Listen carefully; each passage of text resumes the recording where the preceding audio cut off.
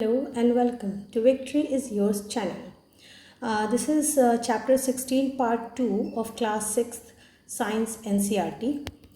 We were to begin with 16.2 vermicomposting. So let's see.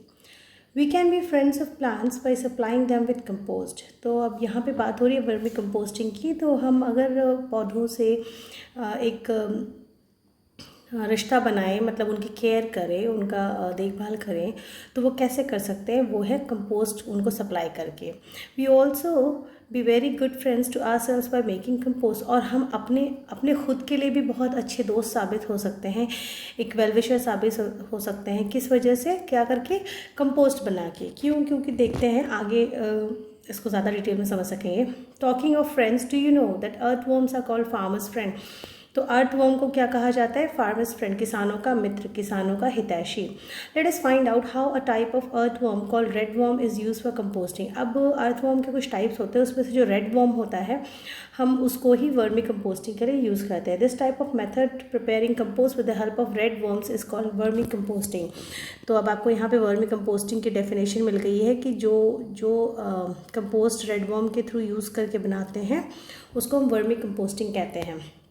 अब activity 2 देखते हैं। Let us dig a pit about 30 centimetre deep और take a wooden box at a place which is neither too hot nor too cold. या फिर किसी ऐसी जगह पे एक लकड़ी का डब्बा रखें जो ना बहुत गर्म हो ना बहुत ठंडा हो।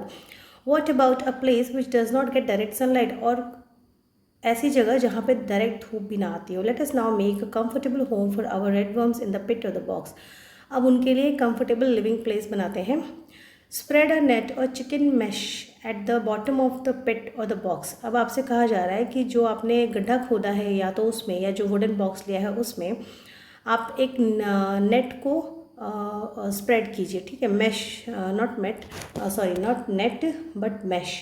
मैश वो होती है जो आपने कभी देखा होगा ना, चिकन वगैरह को जो रखते हैं, रेयरिंग करते हैं, तो जिसमें जो ग्रीन कलर की थोड़ी सी होती है, छोटे छोटे, मतलब बहुत बड़े भी होल्स नहीं होते, वो छोटे छोटे होते हैं। तो उसको आप जब उसके नीचे बिछा देंगे, उसके बाद उसमें थिक लेयर ऑफ सैंड डालेंगे, या वो ना हो, मैश ना हो, तो आप उसकी जगह पे सैंड यूज़ कर सकते हो। Spread some. अब उस सैंड या मैश के ऊपर आपको वेजिटेबल्स डालनी है, उसके जो छिलके हैं, जो भी फ्रूट्स के छिलके हैं, वेजिटेबल्स के कटे चटे पीसेस हैं, वो सब डाल देना। One can also use green leaves, pieces of dried stalks of plants, husk and pieces of newspaper, cardboard to spread over this layer of sand.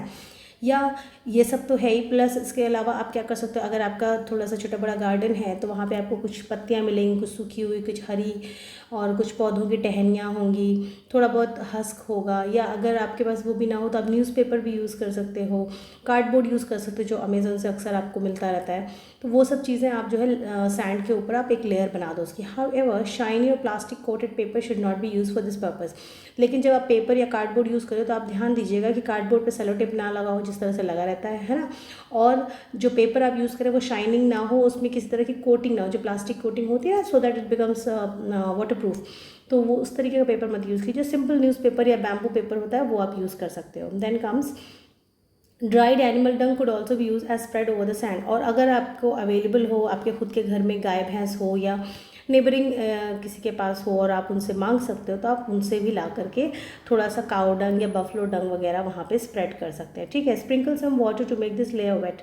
अब उसमें थोड़ा आप पानी का छिड़काव कीजिए। Do not press the layer of wet waste, है ना, उसको आपको दबाना नहीं, जस्ट जैसे है वैसे छोड़ के उसके ऊपर हल्का हल्का पानी स्प्रेड करना है। Keep this layer lose so that it has sufficient air and moisture.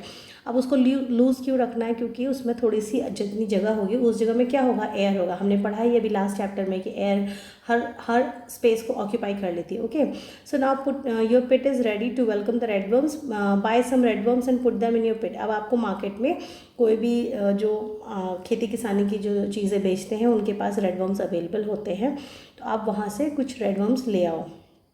Cover them loosely with a gunny bag और an old sheet of cloth और लेयर ऑफ गैस। अब उस रेडवर्म्स को उसके ऊपर जो आपने लेयर बनाई है वेस्ट वगैरह की, उसके ऊपर रेडवर्म्स को डाल के, और फिर उसके ऊपर में एक जो गनी बैग होता है तो गनी बैग मीन्स जो ये आलू वगैरह का या गेहूं का जो कॉटन जूट वाला जो बोरा होता है ना, उसको गनी बैग कहते हैं। या ओल्ड शीट ऑफ क्लॉथ, या आपके घर में कोई पुराना यूज़लेस कपड़ा हो, टॉवल का पुराना कपड़ा हो, तो उसको आप जो है उससे कवर कर दीजिए। या ये भी ना हो सके तो अ लेयर ऑफ ग्रास, या फिर आप थोड़ी सी घास ला करके उससे कवर कर दीजिए। Your redworms need food, you can give them vegetable and fruit waste, coffee and tea remains and bits from the fields of garden. अब इनको फूड चाहिए तो वो आप कहाँ से दोगे? जो आपके घर में रोज़ चाय बनती है तो चाय की पत्तियाँ जो निकलती हैं, या रोज़ सब्जियाँ और फल यूज़ होते हैं तो उसके जो निकलता है वो भी आप उसमें डाल सकते हैं। It might be a good idea to bury this food about 2 to 3 centimetre inside the pit. आप क्या करेंगे, 2 से 3 सेंटीमीटर का थोड़ा सा करके जो आपने रेडवर्म्स डालें वहीं पे थोड़ा सा करके आप डाल दीजिए, ठीक है। Do not use waste that may contain salt, pickle, oil, vinegar, meat and milk preparations as food for your items। अब आपको ध्यान क्या रखना है कि जो पकी हुई सब्जियां हैं जिसमें कि तेल होगा, मिर्च होगा, मसाला होगा, वो आप नहीं डालोगे, है ना। जब सब्जियां बनाने से पहले जब आपकी मम्मी उसको काटती हैं, साफ़ करती हैं, जो उस समय जो वेस्ट निकलता है, जो सिर्फ और सिर्फ जिसमें कुछ भी ऊपर की चीज़ें नहीं है, वो सब उस टाइप का आप वेस्ट पार्ट जो है वो आप यूज़ कर सकते हो। कोई मिल्क का प्रिपरेशन मत डालो, कोई मीट का पोर्शन मत डालना, है ना। तो ये सब चीज़ें करने के बाद if you put these things in the pit, disease causing small organism start growing in the pit.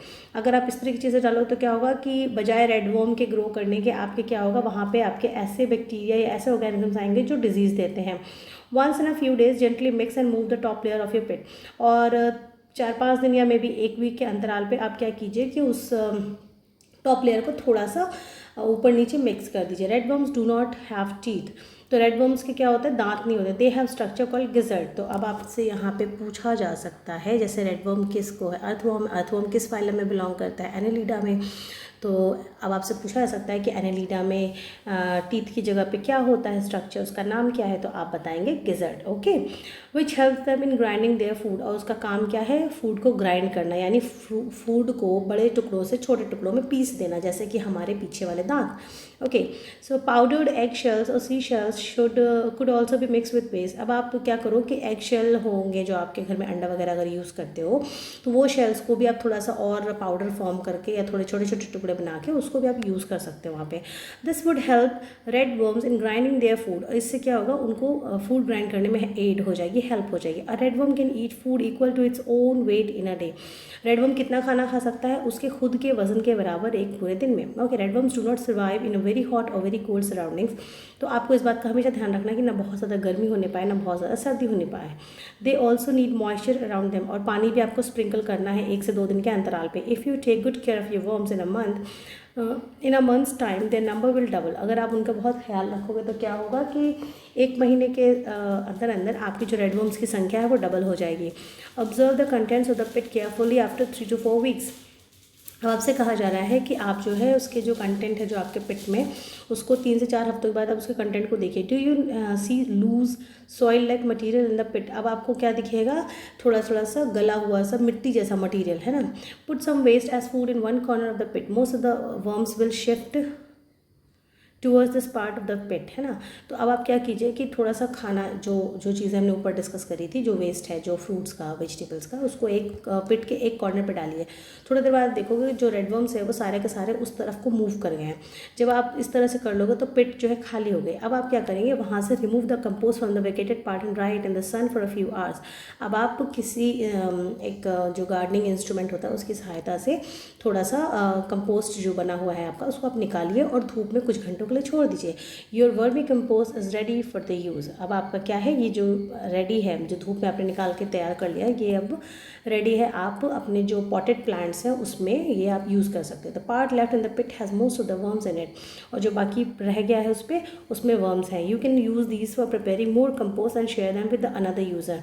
अब आप क्या कर सकते हो, इस तरह से आप कंटिन्यू कर सकते हो। आप खुद के लिए भी कंपोस्ट यूज़ कर सकते हो, आपके बहुत अच्छे अच्छे इंडोर आउटडोर प्लांट्स होंगे, और आप अपने नेबर्स के साथ भी शेयर कर सकते हो। Use this excellent vermi compost in your pots, gardens or fields. Is this not like getting the best out of the waste? क्या ये नहीं है एक बेस्ट ऑफ द वेस्ट प्राप्त करने का एक तरीका है ना। तो देखिए ये कितनी अच्छी लाइन है, best out of the waste, okay. Those of you have agriculture fields can try vermi composting in large pits. अब जिनके खेत हैं उनको थोड़े से तो काम नहीं होगा, तो वो बहुत बड़े बड़े पिट्स बना के वहाँ पे अपने खेतों के हिसाब से वर्मी कंपोस्ट बना सकते हैं, और ये टेक्निक आप दूसरों को भी सिखा सकते हो। Okay, so you can save a lot of money that is spent on buying expensive chemical fertilizers and manure from the market. और इससे आप क्या कर सकते हो, जो आपके खेत की लागत है, खेत में किसानी करने की जो लागत है, जो केमिकल फर्टिलाइजर्स और मैन्योर वगैरह जो मार्केट से खरीदते हो जो कि बहुत एक्सपेंसिव होता है, उस कॉस्ट को आप रिड्यूस कर सकते हो, बचा सकते हो। So next is 16.3 think and throw. So how much of the garbage do you think is thrown out by each use every day? You can make an estimate by using a bucket as a measure. Use a 5 to 10 liter bucket to collect the garbage from your home for one morning. For a few days. In how many days does the bucket become full? अब आपसे कहा जा रहा है कि आप 5 से 10 litre की एक कैपेसिटी की बकेट लीजिए और उसमें अपने पूरे दिन का कचरा भरिए, मतलब भरते जाइए और देखिए कि वो कितने दिन में फुल हो जाती है। In how many days the bucket become full? You know the number of members in your family. If you find out the population of a city और town, you can now estimate the number of buckets of garbage that can be generated in a day और in your city और town.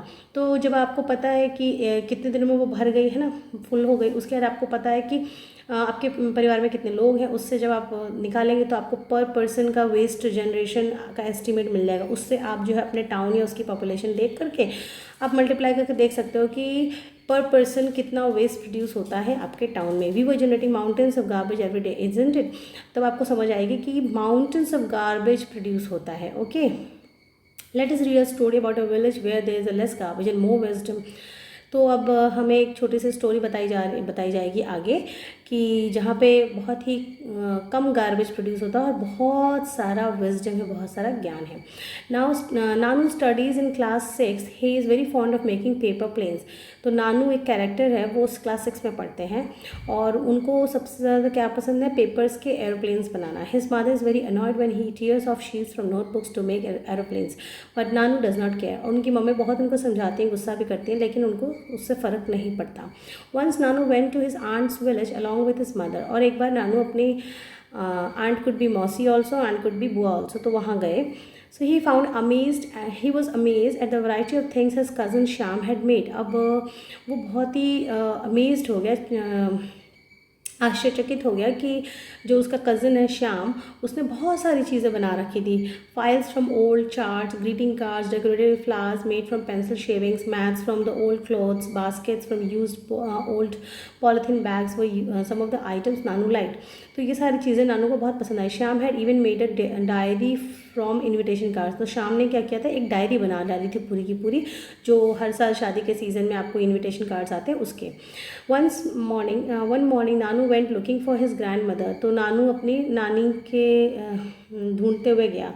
तो he saw that she was applying a thick paste on a basket. तो उसने देखा कि वो एक मोटा सा कुछ पेस्ट है, वो एक बास्केट के ऊपर अप्लाई कर रही थी। Nanu asked, Nani what are you doing, what is this paste? उसने पूछा, नानी जी आप ये क्या कर रही हो और ये पेस्ट क्या है?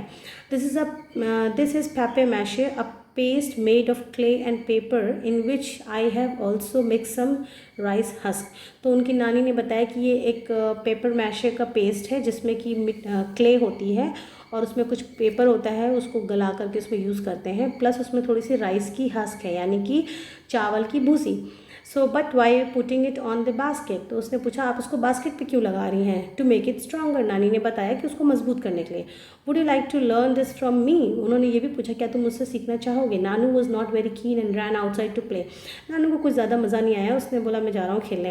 ही was only interested in tearing a papers to make planes. उसको सिर्फ और सिर्फ पेपर फाड़ के एरोप्लेन्स बनाने में ही आनंद आता था। In fact he also started tearing a papers from Shyam's file. और उसने श्याम की फाइल से भी पेपर्स को फाड़ना शुरू कर दिया। Shyam collected all the pieces of paper Nanu had used, wondering what to do about him. He just did not listen to anyone. क्योंकि नानू किसी की बात नहीं सुन रहा था, तो श्याम भी बहुत परेशान हुआ। It was Nanu's birthday in a few days. Shyam planned to invite Nanu's friends. Nanu took out money from his mud pot and went to the market. तो श्याम ने क्या किया कि नानू के फ्रेंड्स को बुलाने का सोचा, और नानू ने क्या किया कि अपने मड पॉट, यहाँ पे मड पॉट का मतलब है पिगी बैंक, ये जो आपकी गुल्लक होती है उसकी बारे में बात हो रही है, उसने उसको तोड़ा, उसमें से कुछ पैसे निकाले और मार्केट चला गया। He bought some paper hats for his friends. और उसने अपने फ्रेंड्स के लिए पेपर हैट्स खरीदे। He asked the shopkeeper for a polythene bag to keep the hats. उसने शॉपकीपर से कहा कि आप एक मुझे पॉली दो जिसमें मैं ये हैट्स रख सकूँ। Who gave him a paper bag instead of polythene, उसने फिर उसको पेपर का ही बैग दिया जिसमें वो हैट्स रखने के लिए पॉलीथीन नहीं दी। All Nanu also bought many other items like biscuits toffees. He found it difficult to carry all of these things as no shopkeeper was ready to give a polythene bag. Shyam had told him to carry a cloth bag with him and he was sorry he did not listen to him. तो उसने बहुत सारा सामान खरीदा और वो सब सामान उसको कैरी करना मुश्किल हो था क्योंकि उसके पास कोई बैग नहीं था और कोई भी दुकानदार उसको पॉलीथीन बैग नहीं दे रहे थे। और श्याम ने उसको चलते समय कहा भी था कि तुम एक कपड़े वाला बैग ले लो, बट उसने उसकी बात नहीं सुनी as always. So somehow he manage to reach home with all his purchase, और वो किसी तरह से अपने घर पहुंच पाए। Nanu's friend enjoyed the feast on his birth and played many games. Nanu के फ्रेंड्स ने बहुत खुशी हुई, बहुत मज़े किए। So all his friends wore the shiny paper hats Nanu had bought, तो उन सब लोगों ने क्या पहने हुए थे, शाइनी पेपर हैज़ पहने थे जो नानू ने खरीदे थे। Shyam had made beautiful paper mache mask for Nanu's friend. अब श्याम ने क्या किया कि बहुत ही सुंदर सा पेपर मैशे का मास्क बनाया था नानू के फ्रेंड्स के लिए। He had a special gift for Nanu as well, और उसने नानू के लिए ख़ास गिफ्ट भी तैयार किया था। A photo frame and a greeting card made from the paste of all the pieces of paper Nanu had thrown away. और उसने क्या बनाया था, एक फ़ोटो फ्रेम बनाया था प्लस एक ग्रीटिंग कार्ड भी बनाया था जो कि नानू ने जितने भी पेपर फाड़े वाले थे उसी सब से। It was a new experience for Nanu. All his friends went home with their mask. Nanu was too excited to finish his meal and look at his gift. Nanu return home after this his holidays were over. How different this town was from Shyam's village. तो नानू अपनी छुट्टियों के बाद अपने शहर वापस आ गया और सोचने लग गया कि उसके अपने शहर से श्याम का विलेज कितना डिफरेंट है। There were no rag pickers in the village as it was neat and clean. वहाँ पे कोई कूड़ा बीनने वाले लोग नहीं थे, क्यों, क्योंकि वहाँ पे कूड़ा ही नहीं था। But now he start making faces when he saw the rag picking children near the his house. पर अब उसको समझ आई है कि कूड़ा क्या है, और फिर उसने जो पहले ही used to disregard those people, जो उन दोज किड्स जो कूड़ा वगैरह बीनते थे, तो अब उसने ऐसा करना बंद कर दिया। You might have seen some children sorting the garbage near your house और another places. Observe the children at the work and find out how they separate useful material from the garbage. They are actually helping us. तो हम सभी ने देखा होगा इस तरह के छोटे छोटे बच्चों को जो कूड़े वगैरह बीनते हैं, और ज़्यादातर लोग उनको बहुत ही डिसरिस्पेक्टफुली ट्रीट करते हैं, जबकि एक्चुअली में वो हमारे फैलाई हुई गंदगी को ही साफ़ कर रहे हैं और हमसे ज़्यादा वो इन्वायरमेंट की हेल्प कर रहे हैं। ठीक है, तो आप देखो कि वो कैसे इन यूज़फुल और अनयूज़फुल मटेरियल्स को सॉर्ट आउट करते हैं। Talk to one such child and find out what do they do with the rubbish they collect. हाँ, do they go to school और not, what about their friends, if they do not go to school find out with the possible reasons, can you help this children to read and write. तो आपसे कहा जा रहा है आप उनके जीवन शैली के बारे में जानने का प्रयास करें कि वो कैसे ये सब कुछ करते हैं, क्या वो स्कूल जाते हैं कि नहीं, अगर नहीं जाते तो फिर वो उनके कारण क्या है और फिर वो उनके पढ़ाई लिखाई का क्या होता है। So have you ever helped at home to sell old newspapers. क्या आपने कभी घर के old newspaper, glass, metal thing, plastic bags to and your old notebooks to garbage, क्या आपने कभी ये सब कूड़े वालों को बेचने की कोशिश की है। Talk to him, find out how he does it with all the garbage. और उनसे बात कीजिए, उनसे पता कीजिए कि इन सारे कूड़े कचरे का जो वो आपसे ख़रीदते हैं उसका वो आखिर में करते क्या हैं। Would you like to make some paper make paper from old and discarded paper like Shyam, let us learn to do this. तो अब आपसे बताया जा रहा है कि जैसे श्याम ने रिसाइकिल किया था उस तरीके से पेपर को कैसे रिसाइकिल किया जा सकता है। You will require pieces of old newspaper, magazine, envelopes, notebooks and other paper. Do not use shiny plastic coated paper, जैसा कि हमने पहले ही बात की है। You will also need a frame fitted with a wire mesh और net. You can also use a large size sieve in place of a frame. तो आपसे कहा जा रहा है कि अब आप जो है इस तरह के पेपर्स को कलेक्ट कीजिए और आपको एक वायर मैश या नेट की ज़रूरत पड़ेगी, या आप उसकी जगह एक बड़े साइज़ की छन्नी का भी यूज़ कर सकते हैं। टीयर द पेपर, आप सारे पेपर्स को स्मॉल पीसेज में टीयर कीजिए और उनको एक टब में या बकेट में रखिए और उसके ऊपर पानी डाल दीजिए। Let the pieces paper remain submerge in water for a day, और 24 घंटों के लिए छोड़ दें। Make a thick paste of paper by pounding it, और उसको बहुत ज़्यादा मसल के उसका एक थिक पेस्ट बना दीजिए। Okay, now spread the wet paste on the paper mash fix to the frame, pat it gently to make the thickness of layer of the paste as uniform as possible. आपसे कहा जा रहा है कि जब आप उसको खूब मसल के उसका अच्छा खासा, जिसको मैं एक वर्ड में कहूँ तो हलवा बना दें, तो फिर आप उसको मैश के थ्रू उसको छानना शुरू करें, ओके, ताकि जितना यूनिफॉर्म, जितना अच्छा इवन पेस्ट आ जाएगा। Wait till water drains off, और उसके बाद आप वेट कीजिए जब उसका पूरी तरह से पानी झड़ जाए। If required spread an old cloth और sheet of newspaper as on the paste to let soak up the extra water. तो ये तो हो गया। Then carefully remove the layer of paste from the spread frame, spread it on sheet of newspaper in the sun. ठीक है, अब आप उसको सुखा लीजिए। Keep the corners of the newspaper sheets pressed by putting some weights. ठीक है, okay, ये सब आप कर ही लोगे। You can add food colour, pieces of dry leaves और फ्लावर पेटल्स और pieces of colour papers in the paste before spreading it. आपसे कहा जा रहा है कि या तो आप उसमें कोई खाने वाला जो कलर होता है वो डाल दो, या सूखी पत्तियां डाल दो, या फ्लावर पेटल्स डाल दो, या कोई पीसेस ऑफ कलर पेपर्स भी डाल सकते हो। जो पेपर जो आपने जो पेस्ट बनाया है, कब डालना है? जब आप उसको सूखने के लिए डाल रहे हैं उससे पहले, है ना, उसमें मिक्स कर देना। It would help you to get a recycle paper with a beautiful patterns on it. इससे क्या होगा, जो आपका रिसाइकल पेपर बनेगा उस पर बहुत सारे खूबसूरत पैटर्न्स बने होंगे। Can we recycle everything just as we recycle paper? तो क्या आप सब कुछ रिसाइकल कर सकते हैं जिस तरीके से पेपर को रिसाइकल किया जाता है? तो कुछ चीज़ें होती हैं, कुछ चीज़ें नहीं होती हैं। नाउ कमिंग टू 16.5 प्लास्टिक्स बून और अ कर्स। तो ये जो प्लास्टिक है, ये बून है, ये एक आशीर्वाद है, मतलब एक अच्छी चीज़ है, या कर्स है, एक बुरी चीज़ है। तो some kind of plastic can be recycle but not all of them. तो कुछ प्लास्टिक्स तो होती हैं जिनको हम रिसाइकल कर सकते हैं, बट सारी नहीं। Did you notice that polythene bags and some plastic did not rot in activity 1? जो हमने एक्टिविटी 1 की थी उसमें कुछ प्लास्टिक बैग्स और पॉलिथीन प्लास्टिक के आइटम्स थे जो रॉट नहीं हुए, है ना। It may be a difficult thing to imagine our life without plastic. अब आजकल इतना ज़्यादा प्लास्टिक हमारी लाइफ में इन्वॉल्व है कि we can not imagine our life without plastics. Shall we list a few things we use that are made up of plastics? Toys, shoes, bags, pens, combs, toothbrush, bucket, bottle, water pipe and what not. The list is very long. Can you name a few parts of a bus, car, radio, television, refrigerator and a scooter that are made of plastic? Of course. ठीक है, the use of plastic in itself might not create so much of a problem. Problems arise when we use plastics excessively and are ignorant about the ways of disposing their waste.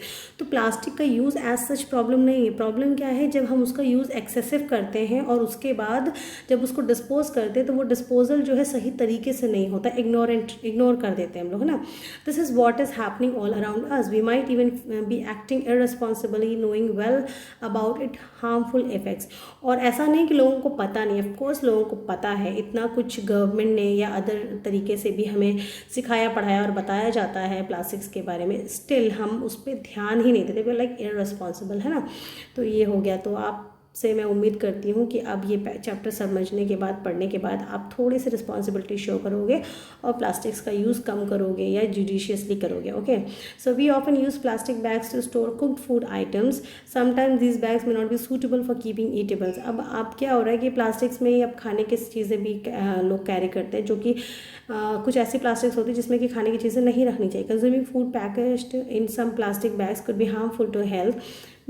Many a time shopkeepers use plastic bags that have been used earlier for some other purpose. Sometimes bags collected by rag pickers are also used after washing them.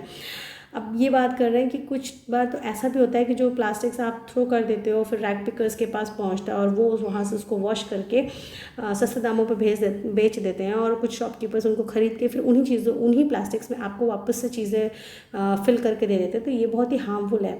Use of such recycle plastic bags could be to keep food items could be harmful to health. For storing eatables we must insist on use of plastic bags that are approved for such a use.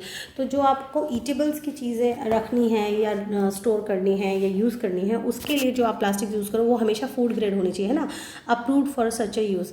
All kind of plastics give out harmful gases upon heating and burning. सभी प्रकार की जो भी plastics हैं अगर आप उसको heat करेंगे या बर्न करेंगे तो हार्मफुल गैसेज ही निकलती हैं. दीज गैसेज में cause health problems including cancer in humans.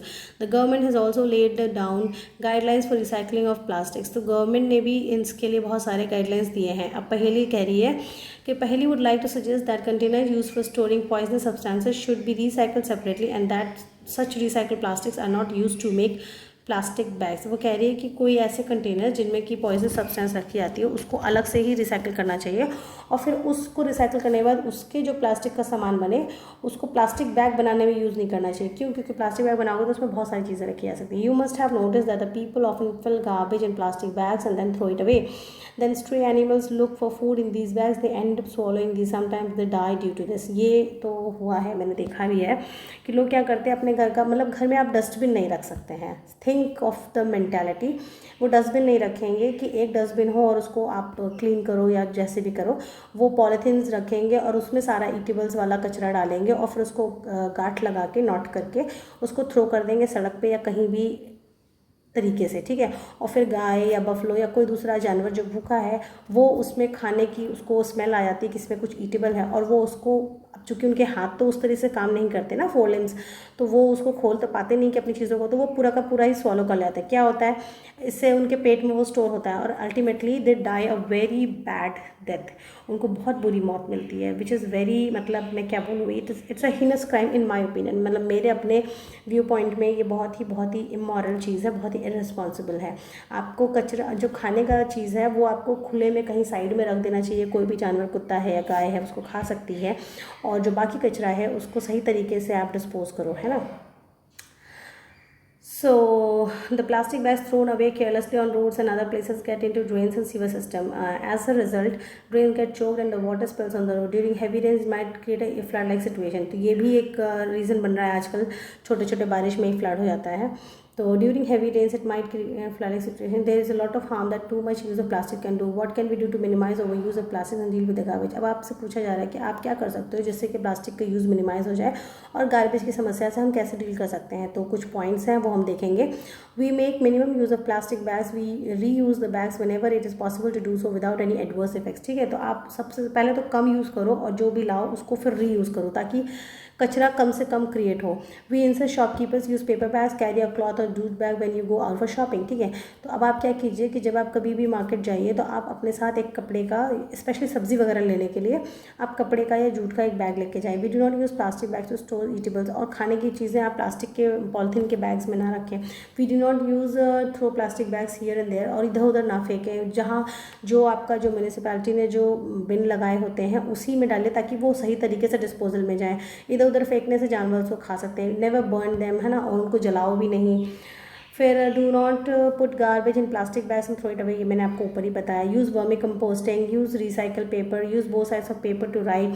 और हाँ, जब आपके कॉपीज़ वगैरह में जो भी स्पेस है जब फिल हो जाती है, थोड़ा बहुत जो बच जाता है, तो आप उसको एज अ रफ वर्क में यूज़ करो। We make a family friend and others to follow practice, और दूसरों को भी इस सब करने के लिए अप्रिशिएट करो। अगर कोई ऐसा करता है ना, पेपर बचाने की कोशिश कर, पेपर को रीयूज़ कर रहा है या प्लास्टिक्स बचाने की कोशिश कर रहा है, तो एक और मेंटालिटी है हमारी सोसाइटी में कि हम उसका मजाक उड़ाते हैं, अरे कितने कंजूस हैं। वाई नो, आप उसको कंजूस मत कहिए, आप उसको कहिए कि कितने अवेयर हैं कि इन्वायरमेंट फ्रेंडली चीज़ें प्रैक्टिसेस करते हैं ना, और आप उनको अप्रिशिएट कीजिए और आप खुद भी उस प्रैक्टिस को फॉलो कीजिए और दूसरों को भी बताइए और इंकरेज कीजिए। Okay, think about some more ways to minimize over use of plastics and discuss the most important point to know and think about is that more garbage we generate, more difficult it will be to get rid of it, ठीक है। तो पूरे उसका gist क्या है कि जितना ज़्यादा आप कूड़ा बनाएंगे, पैदा करेंगे, उतना ही मुश्किल होगा उससे निजात पाना। इसलिए आप कम कूड़ा बनाएं, कम कूड़ा प्रोड्यूस करें, कम कूड़ा निकालें ताकि आप उससे ईज़िली डील कर सकें। तो कम कूड़ा निकालने का मतलब है यूज़ कम करें और रीयूज़ ज़्यादा करें, रिसाइकल ज़्यादा करें। Okay, so with this we come to the end of this chapter and also to the end of this series of class 6 science NCERT. I'm very happy finally we did it together, and hopefully I'll see you in the next video with class 7th NCERT. Thank you so much for watching. Please share, subscribe and be victorious.